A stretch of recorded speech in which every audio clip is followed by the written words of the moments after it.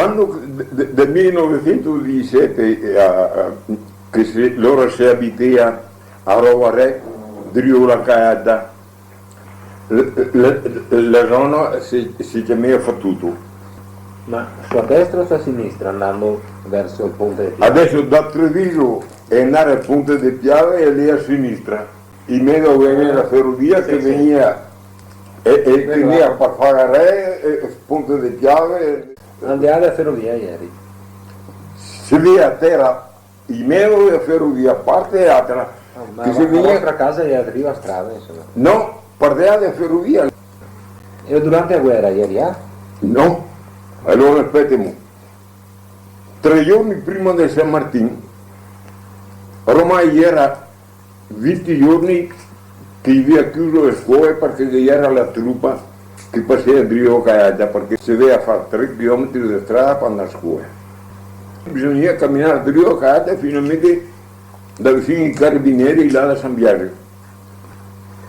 Dopo, quando che le venivo la desfatta che mi era tornato e lì Dio vede tutti questi soldati e diceva ma onde chi va fuori Che fuori? giorno era? E in novembre era che ha fatto desfatta del caporetto. Diceva guarda tutti questi soldati che camminano. Non tornati se era entusiasti e che era di qui il Paco Bue che indiana sequestrare anche vecchi che veniva in casa nostra, che era montaia a cavallo e vacche e dei bo che camminava di questa casa. E gli è nato di Rio la casa venendo dal ponte del Piave nel contro Treviso 3 giornali. Dopo tutto un fatto bloccato. Ma Dio perché loro mi aveva spiegare agli ufficiali che Cadorna aveva intenzione di fare la linea del barramento sul Po e invece dopo le veniva che ha fatto sul Piave e noi saremmo stati neanche a 500 metri dal Piave. E allora le veniva che quando che ha fatto cominciare a tornare in Dio io veniva dentro per casa nostra là, dentro per la campagna e là una sera le veniva dentro un profondo carabinieri e io ho detto a mio nonno non è che il paese del paese perché mi pare che era soldato anche lui i carabinieri che si viene a cucina lunga come tutto quanto alla casa qua larga e si mette la paglia parte e altra e meno guarda che non viene neanche a disturbare. Dopo stanno là ciaccolando così, convocando il vino sotto un boccarone di qui che teneva 10 litri. È venuto dentro un capitano di Erditi, ma là non mi è permesso. Ed è venuto dentro e si è presentato là. Guarda attorno. No, che ho detto che apparecchiata sta palaglia qua? Fuori io ero a dormire. E si è abbassato, e ha chiappato il titolo verso il vai, l'ho impiantato sotto la, vado a catarlo in un altro posto, l'ho detto, quello mi serve per me.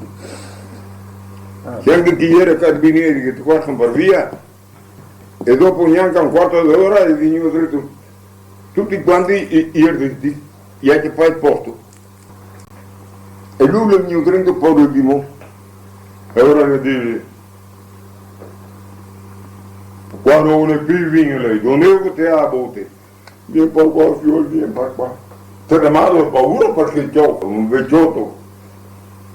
E la menà come parla che era sotto una scala con una botte da 5 etodi, una botte grande così, e sotto le saghe che spinelle le botte. E allora mio nonno aveva sotto il boccale, era nato per tirare le vino, e lui dirigo, quando che l'ho visto, e poi mai nato il spinello prima che finisce il boccale, lui tira fuori a pitò 3-4 scopettaie, capito? A mattina qui i partiti non so onde chi è che mandai. Verso le 9:30 viene dentro 3 ufficiali. E loro non mi ricordo che grado che avessi. E allora mi tutto contento, guarda Udone, qua sul letto ancora. E allora mi dico, boccia, non io quanto pare, mi pare le militari Udone. E chi ha toccato? Mio nonno, guarda mano tuo nonno, e gli era in stare. Nonno le viene fuori che vieni i soldati che vuole parlare con te. Chi è? Non so, io montai a cavallo. Mio nonno viene fuori. Nonno l'ho detto. Che porta orale, bisogna che te me liberi, che ti tiro fuori i carichi, chi era cari, vassori, restei, tutto. Perché fiori? Perché lei ne occorrono altri. Sì, ma mi ha detto, beh, l'ha detto, fa quel che ti vuole, dopo se non l'ha detto. Beh, un'ora e mezza, le mie dentro uno squadrone di cavalleria, e loro gli ha tirato fuori tine, tinati e tutto quanto gli attrezzi che si devono parlare di agricoltura, e gli ha tirato due corde metalliche, parte e altra, e i cavalli ancora non sono stati. E loro gli hanno piantato una corda in quel cotio distante 4 metri da casa, da là e da via, e dopo è andato sul sovere, che il sovere gli era pieno di panoci, e gli ha ciapato a poeta di legno, che una volta si vede che a poeta era di legno a porta per mischiare i panoci, e l'ha buttato fuori a panoci per il balcone, nada menare i cavalli. E allora ti soldati gli dicevano, no, non stanno via. Non stanno via perché guarda da qua 2 o 3 giorni i tedeschi passano e te resta qua. Era ai 7 e 8 di novembre. E che dopo agli 11 e lì di San Martino, qui era ai 3 e mezza, ai 4, venivo dentro un plotone di carabinieri con i fucili e baionetta in sta, via da qua, via. E io ho detto, l'ultimo treno che parte da Sperzenigo. E ora mia madre ha detto, ma dove io come me ne? E gli era dritto a cucinare la occhia, che toccava là, e tocca a sarla tutte sorpignate, tutte i poemi, bestie piene a stare.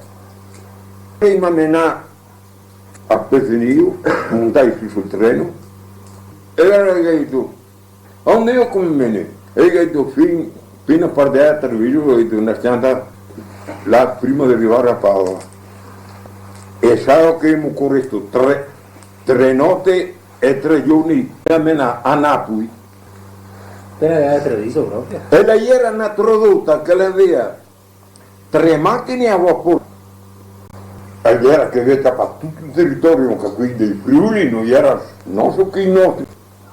E prima di arrivare una macchina saccata senza carbone, quando che si era a Ferrara, dopo che le campagne latte, i vigneti qui pai, gli ha fermato e gli è andati a cavare i pai e vivi per far fuoco sulla macchina del treno. Ho avuto una giornata e dopo a Napoli, che siamo arrivati, mi ha messo sulle case dell'ospizio marino, gli chiama, e siamo arrivati come stasera verso le 7.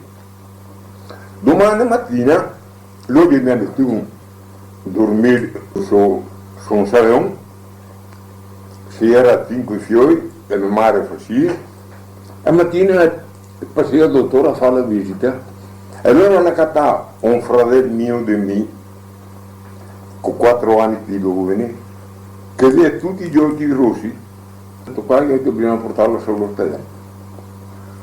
Portarlo via, mia madre sta capendo, e ha detto, signora, ha detto, mettiamo una catena davanti alla porta, che è che non viene turbata. Finché suo figlio non guarisce, era qua non si muove. E boh, ha cominciato a venire dei signori, portare caramelle, i profughi, anche roba da vestire. E il terzo giorno, che si era là ormai, si era lunedì, si vedeva questi gruppetti di signori, si correva là per fare qualcosa. Un dopo pranzo, verso le 3, un signore grande come mio figlio, così più grosso un poco, e mi fa, vieni qui Boccia, vieni qua. E mi sono avvicinato, credo che mi desse qualcosa. E io ho detto, non papà? E lei mi dice, tua mamma non è? E io dentro in camera, in quanti siamo in 5. l'hanno chiamato mamma. Mare, viene fuori che viene un fiore che vuole parlare con te. E allora lei è venuta fuori a mare, quella che mi giochi, e dice, signora, ha detto, guarda, ha detto, se è la chiesa, mi ha detto, ormai che ne ho trovato altri qua, mi corre ancora un po' di gente. E questo signore era principe corona di Napoli, a Pusilipo, e nello spizio marino, io vedo, e loro hanno detto, so parecchi, hanno detto che poche robe che ha, e mi vengono qua col tram, e loro là gli era il tram che circolava, e vengono in porto là. E allora hanno detto sì. E ora siamo stati là. E dopo che siamo tornati, Tutta la famiglia, quanti arriva? e eravamo da mia madre su, perché dopo tutti quanti nati sparpagliati, non siamo riuniti altro che del 19, quando siamo venuti dopo la guerra. Come era la situazione a casa? A casa, quando siamo tornati, abbiamo cattato 3 baracche. A casa era paria. Altro che ora qui di Caglione e qui di Fulano era restato in piedi. Ma era restato in piedi il scheletro dei carri. Perché qui di Caglione che era col solaio fatto di cemento, se no i militari o per far fuoco o per fare i ricoveri, i rifugi, gli tirano via tutti i solai, i balconi, le porte. Era tutto sparito. E la sua campagna come era? Era bombe? La campagna non si può neanche andare fuori finché non è passato il respiramiento. Allora, prima di congedare i prigionieri tedeschi, io ho fatto un respiramiento, ma saremmo stati 3 mesi sotto sorveglianza con i sentinelle dei militari che non mi si andare fuori. Perché fuori se ne fuori che era munizione dappertutto, mica che sono campato diverse volte. Ho visto un po' di terra mossa, ho cattato una signorina, non so cosa, sai come che era signorina una volta. E era un tocco di legno lungo così, con un bussolotto come di criate birra, in Ponte Vea, l'elica.